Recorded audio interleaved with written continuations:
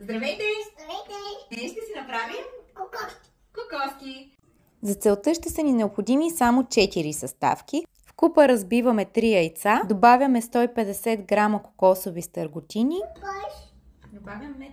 Аз искам дома. Ама вече сложихме достатъчно. Ако искаш, бъркай ти. Аз искам дома. Добре, сложим малко още.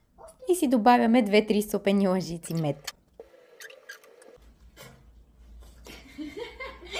Много е сладко ли?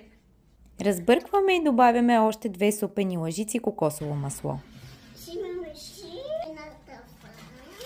Покриваме с хартия за печене. И с получената смес си оформяме топчета, като се стараем да са горе-долу една и съща големина. 1, 2, 3, 4, 5, 6, 7, 8, 9. 10. И сега ги слагаме да се изпекат.